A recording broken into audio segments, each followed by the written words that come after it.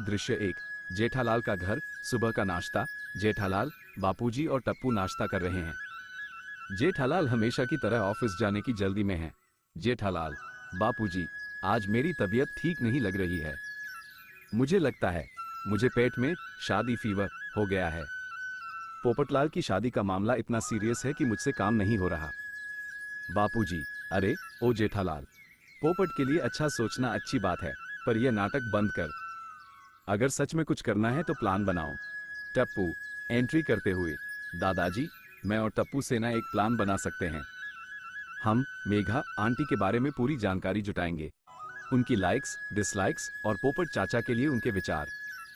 जेठालाल खुश होकर, अरे वाह मेरे टप्पू, तुम और तुम्हारी सेना, तुम ही मेरी असली गोल्डन क्रांति हो। दृश्य 2। गोकुलधाम पुरुष मंडल की गुप्त मीटिंग। दोपहर। भिड़े, सोडी, अय्यर, तारक मेहता और जेठालाल क्लब हाउस में गुपचुप तरीके से मिलते हैं। भिड़े सोसाइटी के नियमों पर जोर दे रहे हैं। भिड़े, देखिए जेठालाल, सोसाइटी का सेक्रेटरी होने के नाते मेरा पहला नियम है, मिशन गुप्त रहना चाहिए। अगर पोपटलाल को पता चला कि हम जासूसी कर रहे हैं तो वो हमारी रिपोर्ट को रद्द कर देंगे। अय्यर, आत्मविश्वास से, मैं साइंटिस्ट हूं, हम डेटा का इस्तेमाल करेंगे। जेठालाल, क्या आपको मेघा का सोशल मीडिया अकाउंट पता है? जेठालाल, अय्यर भाई, सोशल मीडिया मुझे नहीं आता, लेकिन मेरी टप्पू सेना, वो इस काम में मास्टर है।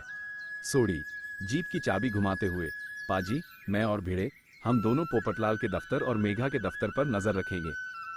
दृश्य 3। टप्पू सेना का मेघा प्रोफाइल केस। शाम।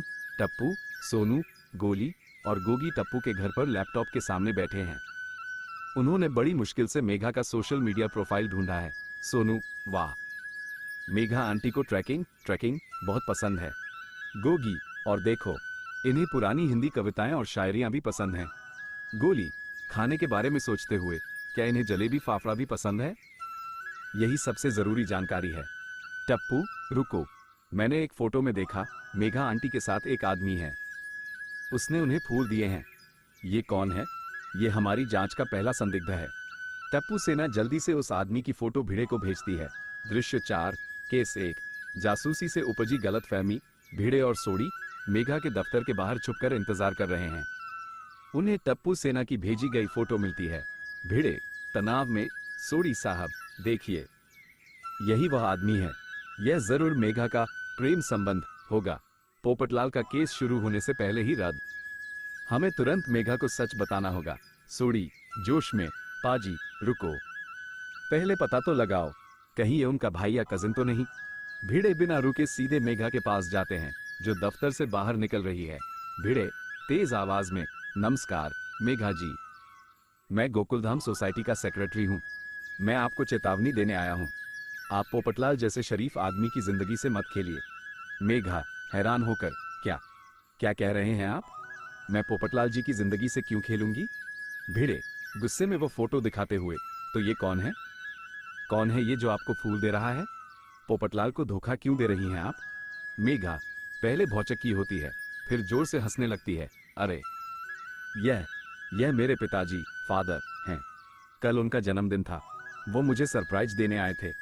भिड़े शर्मिंदा होकर जमीन में गड़ने को तैयार हो जाते हैं। सोडी उन्हें खींचकर ले जाते हैं। दृश्य 5। पोपटलाल का हाल। रात। पोपटलाल अपने घर में अकेले हैं। वो अपनी गोल्डन क्रांति वाली छतरी को प्यार से देखते हैं। पोपटलाल खुद से, यह क्या हो रहा है? मेघा ने आज मुझे फोन क्यों नहीं किया? क्या वह भी चली गई? क्या मेरी शादी का केस फिर से रद्द हो गया?